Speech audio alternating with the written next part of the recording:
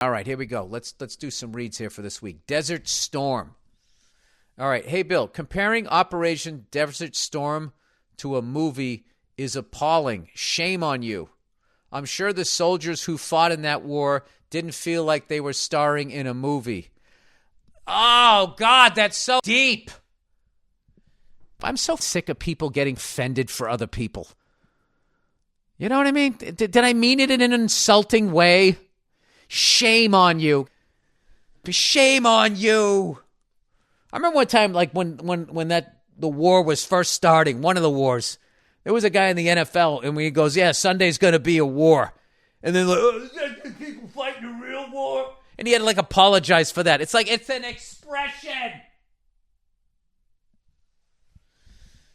Fuck off. You know, I wish your email was like a movie. Your email was like a movie I would have walked out on. How about that?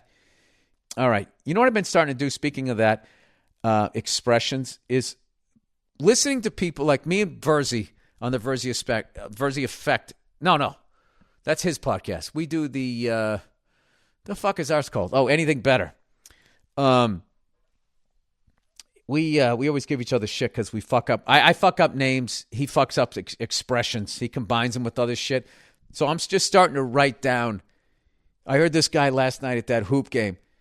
You know, USC was playing sloppy, made a sloppy pass, threw it out of bounds. And the guy behind us was saying how that shouldn't happen. He goes, you know, if that happens earlier on in the year, I understand it. But this time of year, they should know each other like clockwork. And I knew what he was saying, but I was just like, you know, when you turn your head, kind of cock your head for a second, like, I don't think you said that right. He, like, fucked up that expression so bad, I can't remember the right way to say it. It was running like clockwork. Bam, bam, bam. I think that's what it is. Know each other like clockwork? How do you know each other like clockwork? Anyway, lizard video. Oh, I made a reference to this. Hey, Billy Bulbous Boy, you shouldn't be talking about videos with lizards in them when there's not actual lizards. Shame on you. Kidding. I remember that video back in the day. I believe it's called Acid Lizard. No, it's not called that. What a classic video. I love the balloon boy and the walk away part. So funny. Anyway, here's the link. No, I thought it was called something else. Maybe somebody renamed it. Let me see this here. What does this guy think he's an Indian? Was he a goddamn asshole? What the fuck is he doing? That's called Drinking Out of Cups. And there was a rumor that the guy was tripping balls and he was sitting in his closet. He was just talking to what he was seeing. And then somebody said, no, that's not what happened. It was, I don't know what the fuck happened, but it is English, but it's a bunch of words strung together that you'll never hear again. It was a moment that was captured. All right. Hot tubs are cool. Hey, Billy Blawbag. Last month you trashed people who owned hot tubs. Oh, God, this is just, I got to give a shout out to Andrew Themelis getting all the offended people out of the way. By the way, the lizard thing was obviously a joke. As far as saying that he was offended. Okay. The rest of it was real, and he was, and that's an actual video. Okay. Everybody on the same page? Okay. All right. Last month you trashed people who own hot tubs. That's right. This has been bugging me for a month. You know what? I love this person already because they're admitting that this is ridiculous. You said something along the lines that hot tub owners are sleazebags. All right. Now, I'm sorry to be laughing at my own jokes, but you have to remember that I don't remember half the shit that I say on this podcast. All right? Forget about what I say on stage. I don't remember it. I'm just going up there. There's a time I'm trying to fill up, and I'm just saying the stupidest shit that comes in my head, and then I forget about it. So I don't remember saying this, sir. All right. He says, hey, I'll have you know I come from an island in the northwest coast of Scotland. It's fucking cold.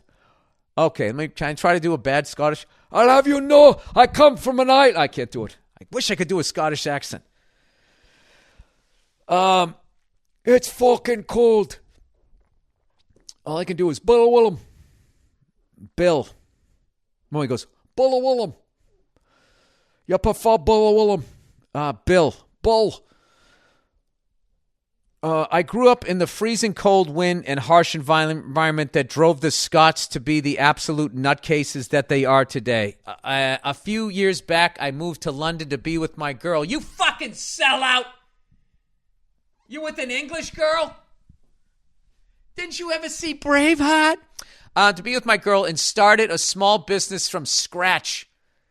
London, by comparison to Scotland, has a tropical climate. Is that right?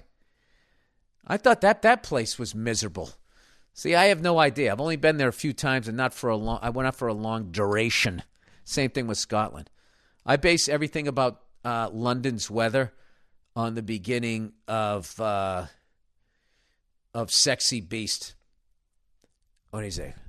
London. What, London? Don't make me laugh. Every cat walking around with a long face.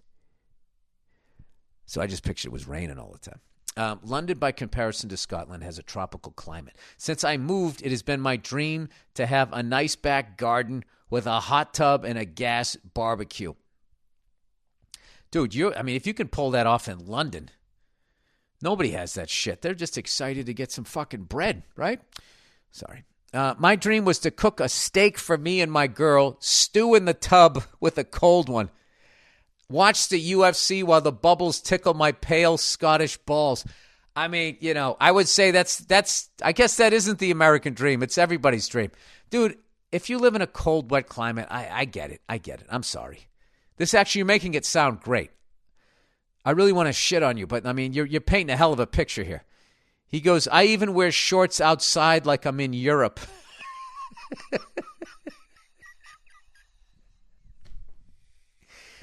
I love that you guys don't consider the fact that you're in Europe and everybody else. They are in Europe, you dumb fuck. I just learned something. You're like, nah, that's Europe.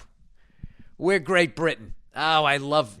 What's your thread count, you fucking hot tub? I felt if I had a good-looking girl to make me laugh, a couple of mutts at my side and a sport to watch, I could be a happy, content man. Dude, I got to tell you something right now.